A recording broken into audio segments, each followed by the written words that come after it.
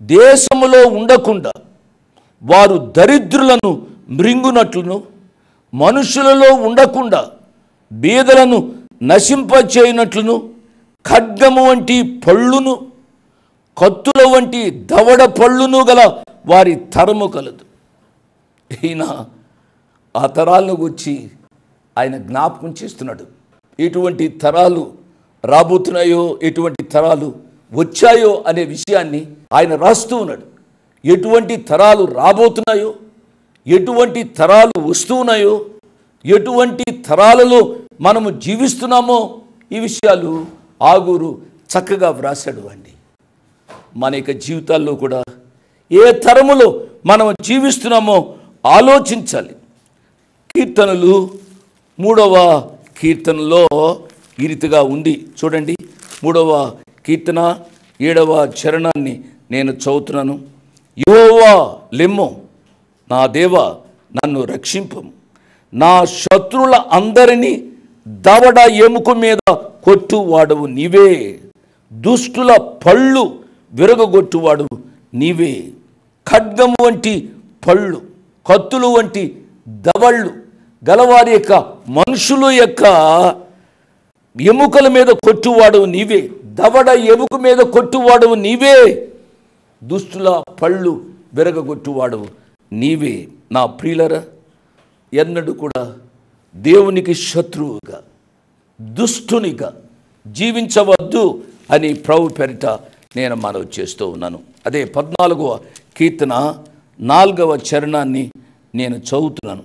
యెహోవాకు ప్రార్థన చేయక ఆహారము మిరింగునట్లు నా ప్రజలను మిరింగుచు పాపము చేయవారందరికీ తెలివి లేదా?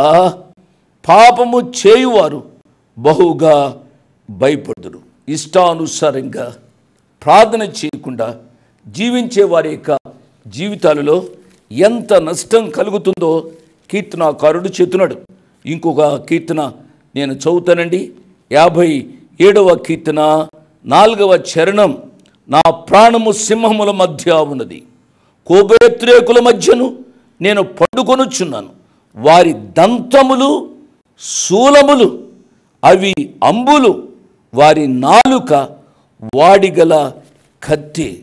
అటువంటి ఖడ్గం వంటి పళ్ళు, కత్తులు వంటి దవల పళ్ళు వారి యొక్క జీవితాలలో ఉంటుంది. అటువంటి వారిని ఆయన నలగగొడతాడు. ఈ వాక్యం వింటున్న వారు జాగ్రత్తగా ఉండాలి అని ప్రభు పేరిట నేను జ్ఞాపకం చేస్తాను. నా సేవకుడు తప్ప మరి ఎవడు గ్రుడ్డివాడు? నేను పంపు నా దూత తప్ప మరి ఎవడు చెవిటివాడు? నా భక్తుడు తప్ప మరి ఎవడు గ్రుడ్డివాడు? యెహోవా సేవకుడు తప్ప మరి ఎవడు గ్రుడ్డివాడు? ఇక్కడ మీరు గమనిస్తే బ్రదర్ సేవకుడు అంటే యేసు ప్రభు వారు అన్నారు, మరి ఇదేంటిది బ్రదర్ అని మీరు అడగవచ్చు. పాత నిబంధనలో సేవకుడు అనగా ఇశ్రాయేలు దేశం. ఈ ఇశ్రాయేలు దేశం దేవుడు చేసిన అద్భుత కార్యాలను మర్చిపోయారు. ఇశ్రాయేలు దేశం దేవుడు చేసిన అద్భుత కార్యాలు విన్నవారు కూడా మర్చిపోయారు. దేవుడు ఎంత గొప్పవారు అనేది కూడా వారు మర్చిపోయి వారి జీవితాల్లో వారికి ఉన్నది ఏంటిది అని అనగా, మీరు గమనించవలసింది ఏంటిది అని అనగా, our oppressor is not greater than our saviour. Our oppressor is not greater or not powerful than our saviour అనేది మనం గమనించాలి. మన శత్రువు మనల్ని వంచనలోకి తీసుకెళ్లేవాడు, లేకపోతే మనల్ని బాధ పెట్టేవాడు మన రక్షకుడు కంటే గొప్పవాడు, శక్తివంతుడు కాదు అనేది మనం గ్రహించాలి. కానీ మనం ఏం చేస్తుంటాము? మనం దేవుడికి భయపడేదానికంటే మనల్ని వంచేవాడు, మనల్ని భయపెట్టేవాడు, మన జీవితాల్లో నాశనం తెచ్చేవాడికే ఎక్కువగా మనం భయపడుతుంటాం. దెయ్యము, సాతానుడు, దుష్ట శక్తులు అంటే అబ్బబ్బబ్బబ్బ ఎంత భయము, ఎంత భయపడిపోతుంటాం. అదే దేవుడు అన్నాం అనుకోండి, క్షమిస్తాడులే దేవుడు, పర్లేదులే, ఏం కాదులే అనే విధంగా మనం ఆలోచిస్తుంటాం.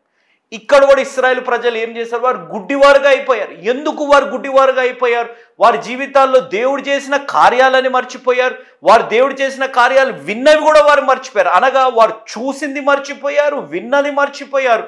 వారు విశ్వాసంలో వైఫల్యం చెంది వారు గుడ్డివారుగా వారు జీవించే పరిస్థితులు వారి జీవితాల్లో వచ్చాయనేది మన జీవితాల్లో మనం గమనించాలి.